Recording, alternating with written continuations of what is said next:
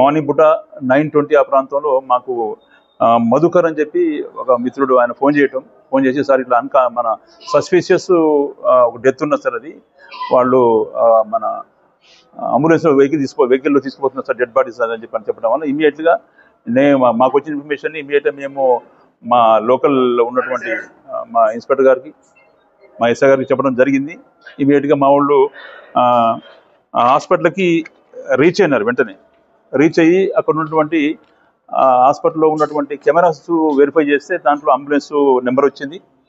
Ambulance ద్వారా వాళ్ళు ఎవరైతే మాకు ఇన్ఫర్మేషన్ ఇచ్చిండో మళ్ళీ ఆయన ఫోన్ చేసేసి ఆ కన్సల్ట్ ఎవరైతే ఉన్నాడో ఎవరైతే సస్పెక్ట్ చేసుకుంటో తీసుకుపోతారో ఆయన ఫోన్ నెంబర్ తీసుకొని వాళ్ళకి ఫోన్లో మన కంటిన్యూగా మాట్లాడుతూ ఉంటే లాస్ట్కు ఆమన్గల్లు పాస్ అవుతున్నప్పుడు ఆయన లైన్లోకి వచ్చినాడు. ఎవరైతే ఇప్పుడు మాకు మన లిస్టులో ఉన్నటువంటి వినయ్ కుమార్, ఇది A2 ఎవరైతే ఉన్నాడో, అంటే ఎవరైతే చనిపోయిందో లేడీ, ఆ లేడీ వాళ్ళ హస్బెండ్ ఆయన అప్పుడు లైన్లోకి వచ్చినాడు. ఇన్స్పెక్టర్ గారు రమ్మని చెప్పమ్మా, ఇంటిమేషన్ బాడీ తీసుకోవడం అది నేరం కాబట్టి ఖచ్చితంగా దాన్ని మీరు వాపసు తీసుకురావాలని చెప్పంటే దాన్ని బేస్ చేసుకొని ఆయన మళ్ళీ ఆమన్గల్ దాకా పోయినటువంటి అంబులెన్స్ని మళ్ళీ వెనక్కి తీసుకొని వచ్చేసి మళ్ళీ మార్చిలో ఉస్మానియా మార్చిలోకి షిఫ్ట్ చేయడం, బాడీ అక్కడ షిఫ్ట్ చేయడం అక్కడ పెట్టడం జరిగింది. అయితే మాకు కంప్లైంట్ వచ్చింది అంటే అనుమానాస్పద మన ఇది మృతి అని అంటారు కాబట్టి దాంట్లో మేము మొత్తం 194 BNSS అని చెప్పి లేటెస్ట్ ఏదైతే చట్టం పాత చట్టం 174 CRPC అనుమానాస్పద మృతి కింద ఆ కేసు రిజిస్టర్ చేయడం జరిగింది. జరిగిన తర్వాత నెక్స్ట్ డే మార్నింగ్ మేము మార్చరీలో ఉన్నటువంటి బాడీకి పోస్ట్మార్టం చేపిస్తే అక్కడ ఉన్నటువంటి డ్యూటీ డాక్టర్ ఇచ్చిందంటే గొంతు మీద సార్ ఇట్లా గొంతు బిస్కి తప్పినట్టు, తర్వాత మళ్ళీ ఇవన్నీ కొంచెం మార్పులు ఉన్నాయి సార్, దానివల్ల కొంచెం అనుమానం ఉన్నది సార్ అని చెప్పాను. మేము అదే చెప్పినాం, ఏంటంటే మేము ఆల్రెడీ మీకు కేసు చేయడం కూడా మేము 174 CRPC చేసినాం కాబట్టి పాత సెక్షన్ ప్రకారం అంటే 194 BNS ప్రకారం ఈ సెక్షన్ చేసినాం కాబట్టి అనుమానాస్పదంగా చేసినాం కాబట్టి సార్ మీరు ఏది ఇస్తే దాని ప్రకారం మేము సెక్షన్ ఆర్డర్ చేస్తాం అని చెప్పడానికి డాక్టర్ క్లియర్ కట్గా అది సార్ ఇది మాత్రం సహజ మరణం కాదు, అసహజ మరణం అని ఇచ్చినాడు.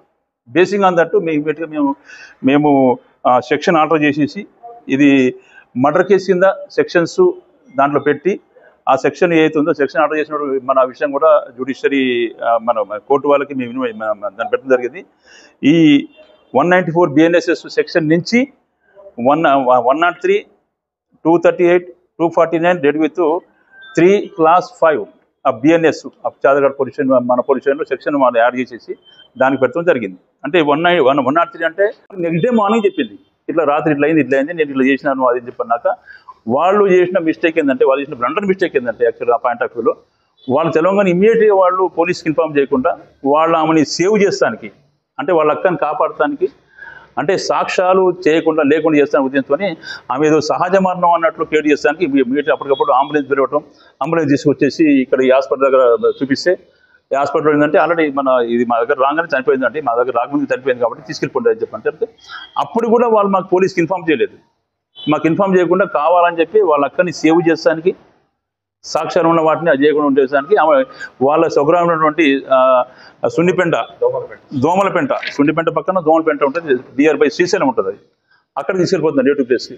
పోతున్నప్పుడు ఇమీడియట్గా ఎవరైతే మన ఈ కంప్లైంట్ ఉన్నారో మధుకర్ వాళ్ళకి తెలిసి ఉంటుంది. ఈ మధుకర్ ఆయన ఆమెకి స్వయాన మేనమామ అవుతాడు, ఎవరైతే చనిపోయిందో శిరీష అని చెప్పి వాళ్ళకి మేనమామ అవడం వల్ల ఇమీడియట్గా ఆయన పోలీస్కి ఇన్ఫార్మ్ చేయడం, పోలీసు అపాయింట్ అవ్వడం, దాంట్లో ఇన్వాల్వ్ కావడం, దాన్ని మొత్తం ఈ విధంగా చేయడం జరిగింది.